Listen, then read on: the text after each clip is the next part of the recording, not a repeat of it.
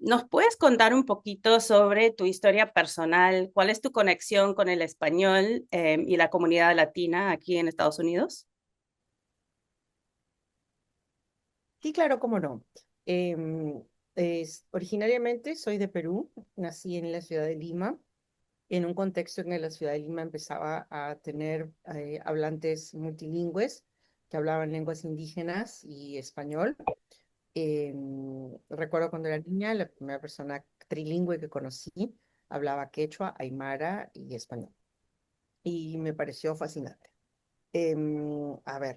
Luego vine a los Estados Unidos para estudiar mi doctorado. Estudié en la Universidad del Sur de California, también en un ambiente multilingüe, ¿no? Los Ángeles es un ambiente multilingüe y donde se habla muchísimo español.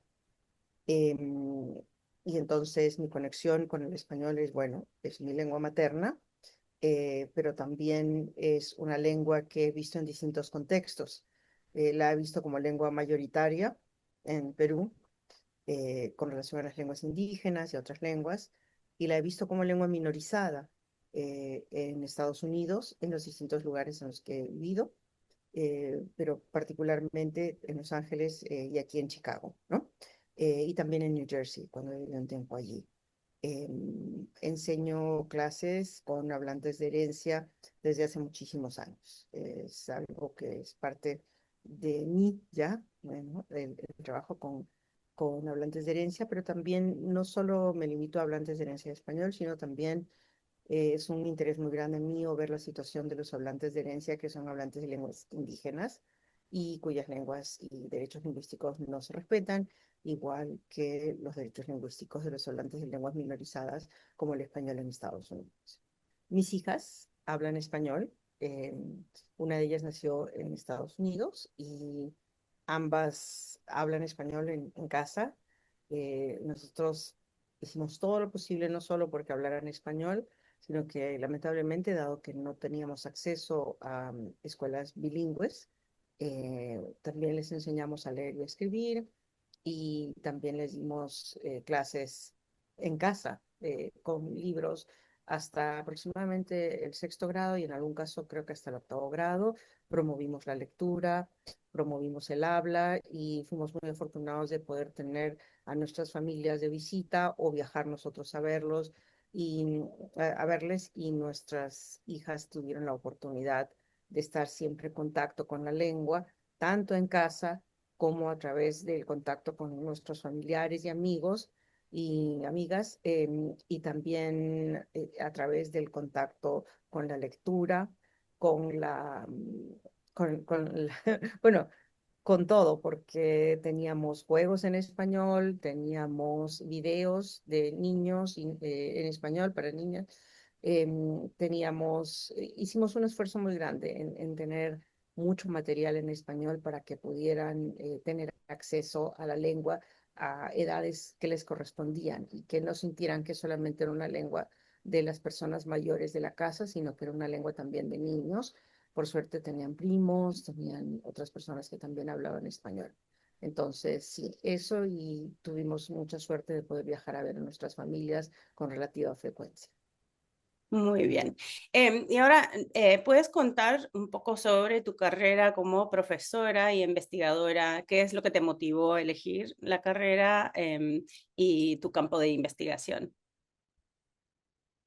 Bueno, yo siempre quise estudiar algo de letras, ¿no? O humanidades. Consideré en algún momento estudiar historia y también ciencias sociales. Consideré estudiar antropología, lo que hice después durante un año. Pero a medida que estudiaba en Perú, en el pregrado, en los cursos de estudios generales, me atrajeron muchísimo los cursos que allá se llaman de lengua, ¿no? Que serían como la introducción a la lingüística aquí. Y después de estudios generales ya me animé totalmente a hacer la carrera en lo que en Perú era en literatura y lingüística. Como generación, nuestra generación tuvo la fortuna, la suerte de tener al profesor Rodolfo Serrón Palomino, que nos formó en el estudio de la gramática del quechua, y nos dio clases y también tuvimos una introducción a la lingüística andina y posteriormente como estudiantes nos organizamos para poder conseguir cursos de introducción a la lingüística amazónica, ¿no? Con las lenguas de la Amazonía. Entonces, fue un momento muy importante. Al mismo tiempo vino el profesor Mario Montalbetti, que venía recientemente graduado de MIT, ¿no? Con un doctorado, y entonces estuvimos todos siempre muy emocionados y la verdad es que la lingüística nunca me ha defraudado, siempre ha sido para mí una fuente enorme de satisfacción, tanto en la investigación como en la conexión humana, en la conexión con hablantes de herencia, con hablantes de lenguas minorizadas,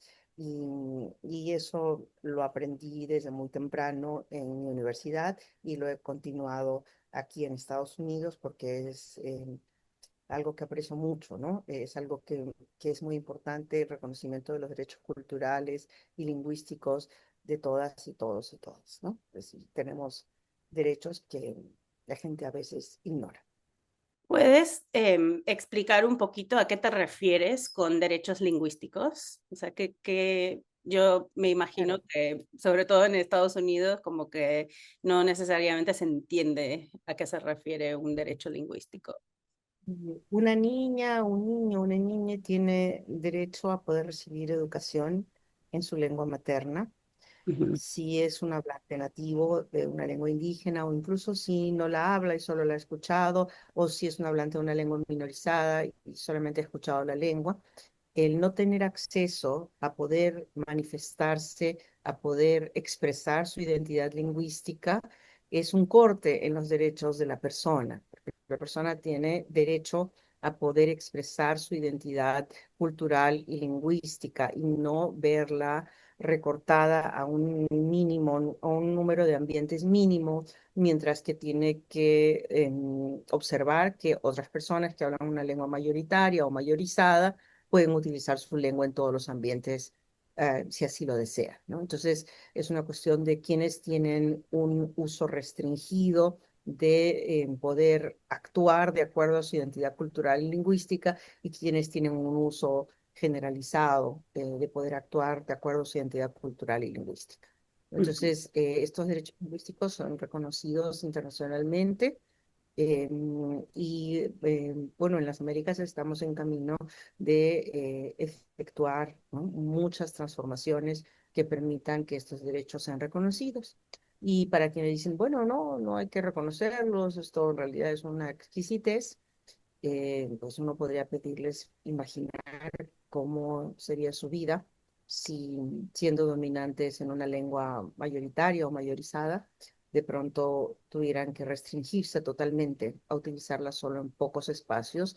Entonces, imaginar eso nos da la idea de decir, ah, sí me sentiría restringido, sí me sentiría con menor acceso, con menor posibilidad de expresar la totalidad de mi ser.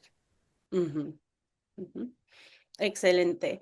Am, y no, ¿nos puedes compartir un poquito sobre algún trabajo de investigación que se relaciona a los derechos lingüísticos de las comunidades indígenas en particular?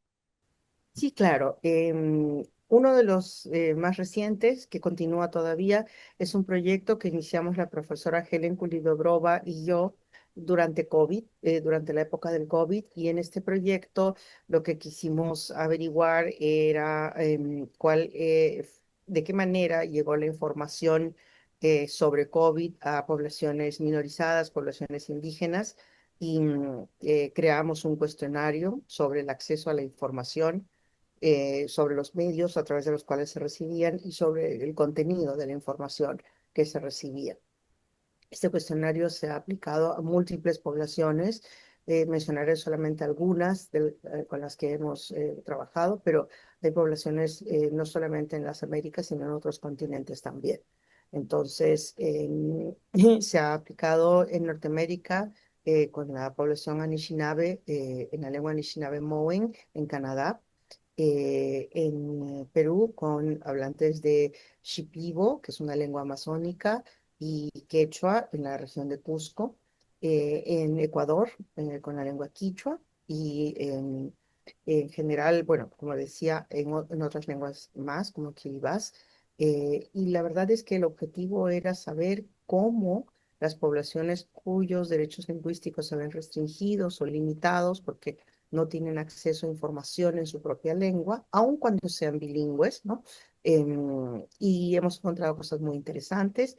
Este proyecto fue financiado por la Fundación Nacional de Ciencias y nos permite entender em, que la información que llega a las poblaciones minorizadas y que no llega en la lengua en la que son dominantes a veces, que es su lengua materna inicial, es muy variada o muy general, ¿no? Es decir, no es específica.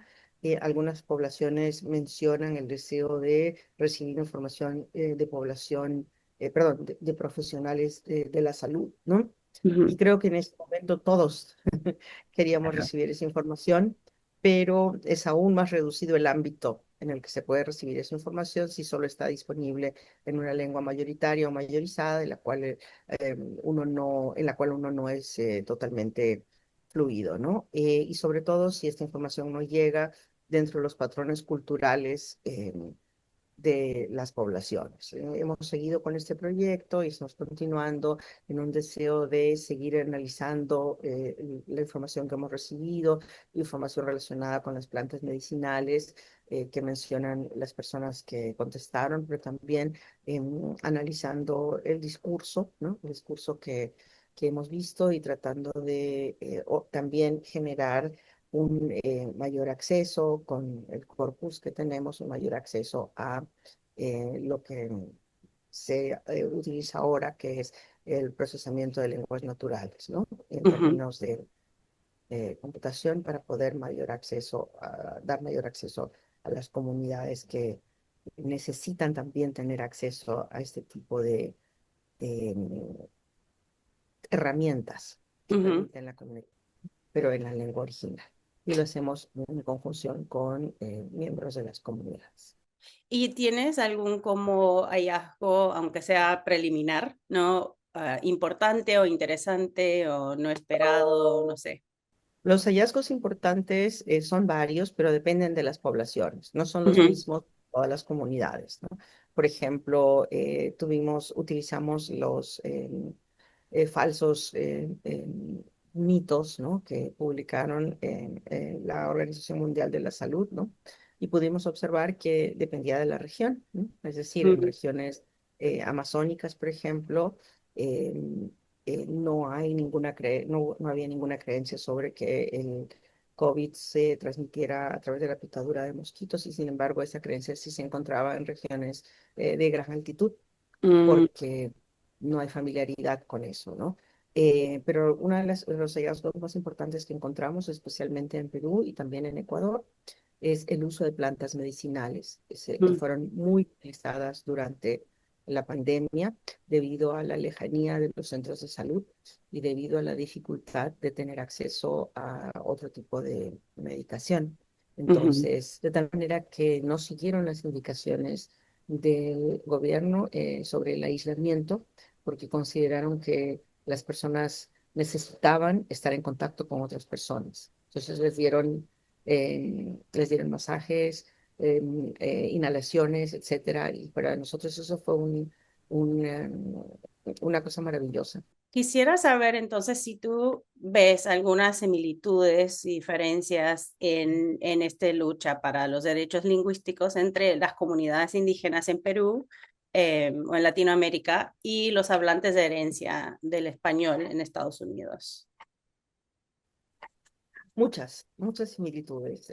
Podrían parecer mundos aparte. También quiero aclarar que también hay hablantes indígenas en Estados Unidos, que son hablantes de lenguas indígenas de México, de Guatemala, de Perú, de Bolivia, que tienen algún dominio de español, los dominios son variados, y que son también parte de la comunidad de habla del español en Estados Unidos. Es decir, que se asume que porque alguien viene a América Latina es monolingüe en español y ese no es siempre el caso. Ujú. Las personas que venimos de América Latina podemos ser o multilingües o haber estado en contacto con personas que son bilingües o multilingües. Es decir, aunque uno mismo no sea bilingüe o multilingüe, yo como decía de niña, conocí a una persona que era trilingüe en dos lenguas indígenas y en español.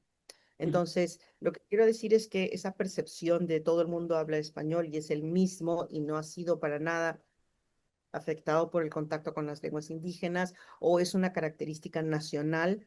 No, porque dentro del mismo país, las personas, por ejemplo, si estamos hablando del caso de Perú, y ya les acabo de comentar, una cosa es vivir en la región amazónica, otra es vivir en la región andina, otra es vivir en la región costeña, y es diferente vivir en, venir del norte, del centro y del sur, y lo mismo se aplica a México, por ejemplo, ¿no? Son países grandes que tienen una gran diversidad lingüística no solamente en lenguas indígenas o en lenguas de la inmigración, porque también tenemos lenguas de la inmigración, también tenemos hablantes de herencia que hablan lenguas de la inmigración como el japonés, el chino, el italiano. O sea, somos sociedades multilingües. Esa percepción que a veces hay en Estados Unidos que un hablante hispano es radical, absoluta y totalmente monolingüe.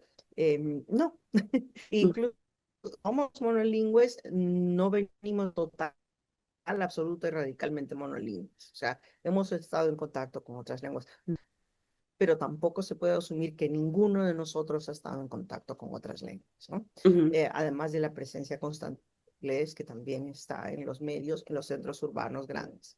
Pero en general también quisiera decir que las otras similitudes son las similitudes que provienen de hablar una lengua que es minorizada. Y el español es un caso impresionante para mí porque en unos contextos en América Latina es la lengua mayoritaria o mayorizada que está por encima de las lenguas indígenas. Y cuando pasamos al contexto de Norteamérica, entonces se convierte en una lengua minorizada. Eso lo digo para que despejar cualquier idea de que hay cosas intrínsecas en una lengua que las hacen mejores que otras, ¿no? No ujú, hay nada intrínseco. El español es un ejemplo perfecto de una lengua que en América Latina, en muchas partes de América Latina, es la lengua dominante, socialmente prestigiosa, etcétera, que en Norteamérica no es una lengua socialmente prestigiosa en algunos ambientes, o puede ser socialmente prestigiosa para un grupo pequeño de personas, pero no para la mayoría de la sociedad. ujú, Entonces, ¿cuáles son las similitudes? Bueno, hablar una lengua minorizada o minoritaria, ¿no? Que limita la posibilidad de utilizarla en todos los ambientes sociales, culturales y oficiales de una nación.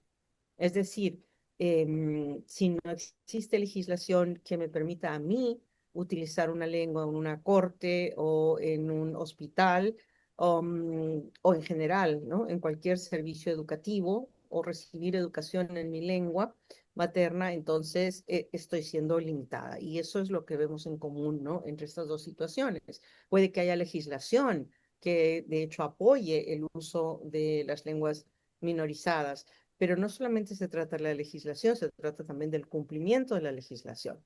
Y el cumplimiento requiere inversión, tanto en Estados Unidos, en Norteamérica, como en América Latina. Y esa inversión tiene que ser una inversión a nivel de gobiernos locales, de gobiernos regionales y del gobierno general, ¿no? ujú, Gobierno central o federal. Entonces, esa lucha por poder mantener un multilingüismo informado, con derecho a la educación, un multilingüismo con una educación pertinente, ¿no? Porque una educación debe ser también culturalmente y lingüísticamente pertinente. Eh, las personas dirán, bueno, es suficiente con que aprendas la lengua dominante del país, ¿para qué necesitas ser educado en otras lenguas? Y eso es una percepción muy curiosa, ¿no? Porque uno también podría decir, bueno, ¿para qué necesitas ser educado, ¿no? En matemáticas? Y ahí la respuesta es inmediata, ¿no es cierto? No, no, tienes que recibir educación en matemáticas. Pues de la misma manera tienes que poder desarrollar todas tus capacidades, no solamente algunas. Em, y en ese sentido, pues una persona que ya trae dos lenguas está trayendo un conocimiento previo muy, muy rico, que no solo se usa en los contextos em, oficiales de instrucción, etcétera, sino que además se percibe ahora como una desventaja. ¿no? O sea, la persona dice, "Mm, si no se usa mi lengua en la escuela, si ningún profesor la usa, si se crean ambientes en los cuales si empiezo a usarla me miran mal, entonces esta persona va a ir perdiendo una capacidad que trajo a la escuela. Ujú, Entonces no se trata solamente de, ah, bueno, no recibes un servicio X, pero hay mucha gente que no recibe un servicio Y. No, es que la educación de hecho ha hecho que yo pierda una capacidad. ujú, Y ese es un problema muy serio que le ocurre a algunas poblaciones indígenas en América Latina y también a algunas poblaciones hablantes de español y de otras lenguas ujú, en los Estados Unidos, ¿no? Entonces, las soluciones a veces son soluciones comunitarias, la comunidad dice vamos a tener una escuela comunitaria, etcétera, pero es una solución que podría hacerse a nivel de gobiernos, ¿no?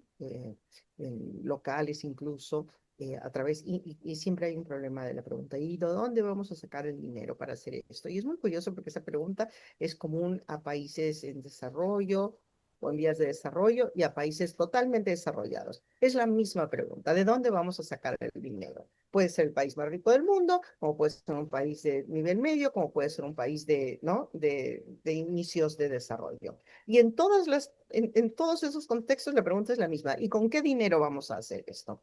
Y es una pregunta muy interesante porque revela la prioridad que se tiene con relación a esto. Porque eh, esos países o muchos países usan dinero para otros fines que no necesariamente son prioridad de todas las personas que viven en el país, pero eso no se cuestiona, ¿no? Entonces, a mí siempre me ha llamado la atención que no importa a qué nivel nos encontremos en términos de Producto Bruto Interno, ¿no? Y de números macroeconómicos y microeconómicos, eh, siempre hay la pregunta, ¿no? ujú. No importa cuánto dinero extra, cuánto dinero todavía en falta hay, la pregunta es la misma. Entonces, sí, es una especie de abandono de la defensa de los derechos lingüísticos de las personas que comparten todos los hablantes de lenguas minorizadas en todo el mundo. Te iba a decir que es interesante lo que has dicho sobre que los niños van a la escuela quizás con esas habilidades, ¿no? De hablar dos lenguas o tener contacto, tener algún conocimiento, ¿no? Para no dejar afuera a los que quizás solo entienden. Claro, no, Y sí, sí, sí. en Igual Estados es un Unidos, conocimiento, es una habilidad. claro, o Mm. sea, tienen algo, algún desarrollo, ¿no? De la otra lengua. Porque en Estados Unidos, en el desarrollo de la educación bilingüe, se ha hablado de un cambio de ver al bilingüismo como un problema a verlo como ventaja. Pero todo, em, de muchas maneras, todavía dentro de un contexto de transición bilingüe. Si un niño viene con una capacidad previa como la capacidad, una alta capacidad en matemáticas Ujú, y no se ve nunca en toda la primaria, no se trata, no se trabaja, no se menciona. Cuando el niño o la niña quiere mostrar su habilidad en matemáticas, se le dice, este no es el contexto adecuado. Eso lo puedes hacer en tu casa, pero aquí no.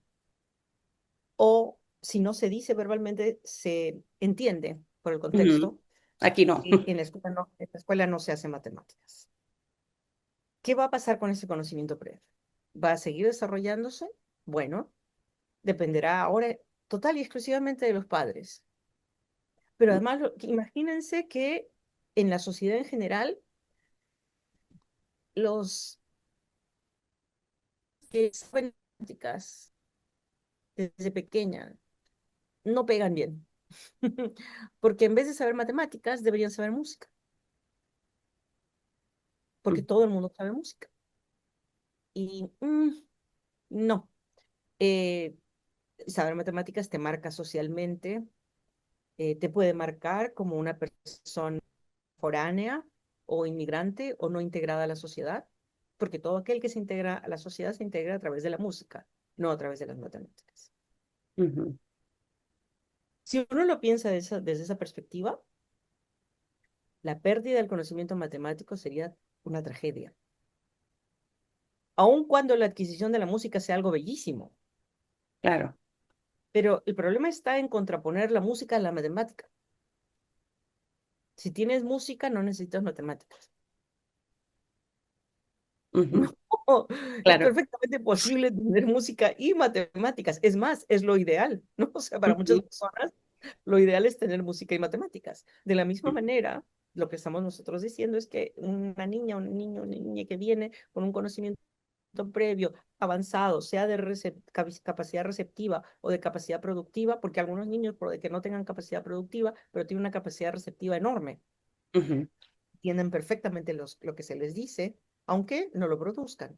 ujú, Ese conocimiento ya está en esa mente y ujú, ahora vamos a esconderlo. ujú, Imaginemos esconder las matemáticas y pensemos, ¿sería justo para esa niña, para ese niño, obligarlo a esconder las matemáticas? ¿Sabe? claro. Hacer que vaya olvidando gradualmente, hacer que hasta un cierto punto una niña o un niño que desde pequeño sabe álgebra, diga, no, yo es que álgebra ya no me acuerdo, ya no sé, ya no lo puedo hacer. Yo lo sabía de pequeña, pero ahora ya no me acuerdo y me da vergüenza. Y me da vergüenza hacer una ecuación, Ujú, porque ¿qué va a pensar la gente si estoy haciendo una ecuación? ¿Qué va a pensar la gente si me ve hablando de matemáticas? No, no, no. Sigamos hablando de música. Y yo en ya, realidad me siento más cómoda hablando de música que de matemáticas. Y de hecho, si sus padres dicen, oye, tus matemáticas están empeorando, ¿cómo hago? ¿Cómo te ayudo? ¿Qué hacemos? Etcétera. Entonces, dicen, no, no, no, yo tengo derecho a solo saber música. Entonces, no, la preocupación de tus padres es legítima. ujú, sí, Que la sociedad te diga otra cosa, pero tus padres sí están preocupados porque tú sabías muchísimas matemáticas, te han enviado al colegio y ahora ya no saben nada. O sea, claro, sí. y ahora no solo no sabes, no te gusta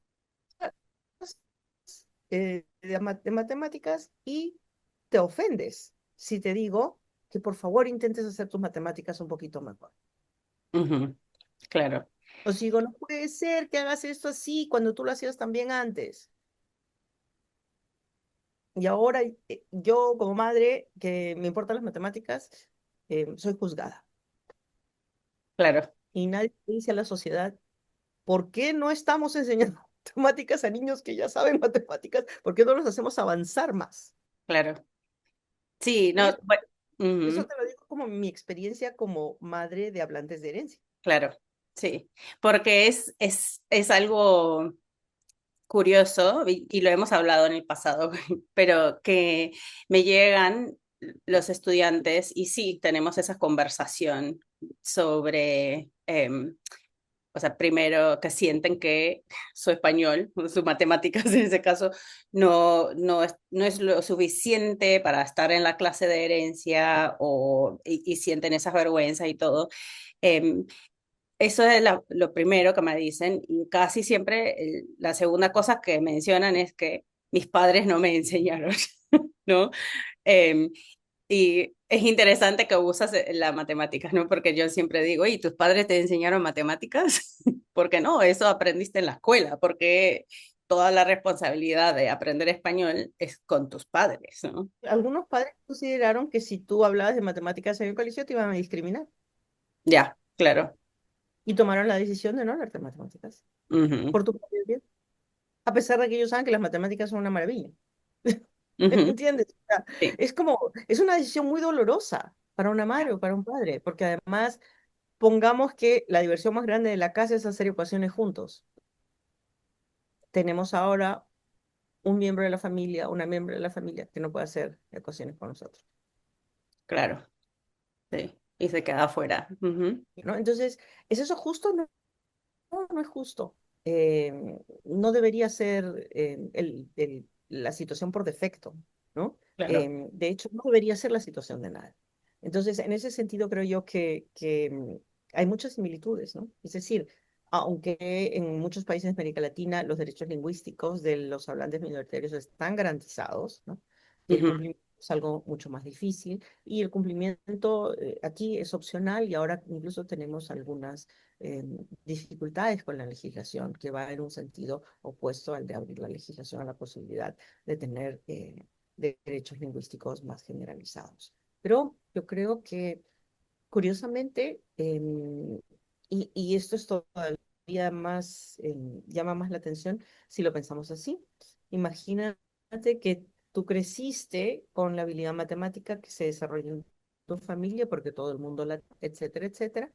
Llegas al colegio y no te sientes cómodo porque es incómodo o porque tus padres decidieron que no desarrollaras esas habilidades matemáticas a diferencia de ellos y otra familia. Y luego tienes otra gente que no es parte de su tradición. Las matemáticas no son parte de su tradición, pero la han ido adquiriendo y ahora para esas personas sí es una ventaja, pero Claro, para ti no. claro.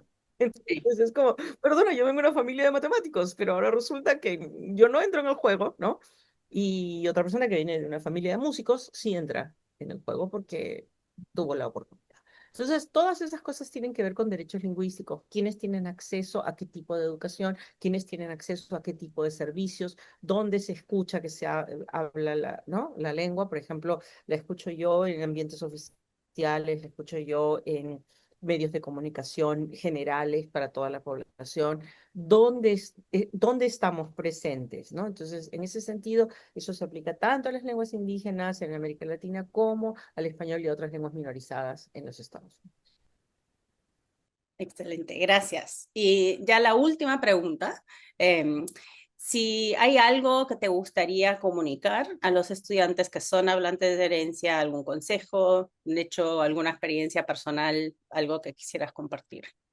Primero, sean conscientes de sus derechos, siempre, en todo sentido, en todo nivel, no solo de sus derechos lingüísticos. Em, es muy difícil a veces cuando a todo el mundo le parece lo natural discriminar a alguien por alguna razón u otra, ser uno el primero que dice, no, esto no me suena bien, no me parece bien, ¿no? No estoy de acuerdo, pero hay una gran satisfacción en hacerlo, hay una gran satisfacción. Y les puedo decir que en mi experiencia personal, mis hijas están muy agradecidas de mi insistencia, Ujú. de mi persistencia en mantener el español, que en algún momento y en algún caso, en una de ellas, no estaba allí presente ese deseo, ¿no? La sociedad pesaba más que la influencia de nosotros como Claro. familia, ¿no? Y sin embargo, eh, ella continúa y tengo nietos y también les hablan en español. Habla en español. Eso. Sí, y entonces es importante que pensemos que hay continuidad y que nuestra experiencia como personas multilingües no tiene que estar marcada por situaciones traumáticas. Si nosotros tomamos nuestro conocimiento previo, nuestra tradición, todo nuestro conocimiento, nuestro bagaje cultural y nuestro bagaje lingüístico, como una riqueza que nosotros traemos al mundo,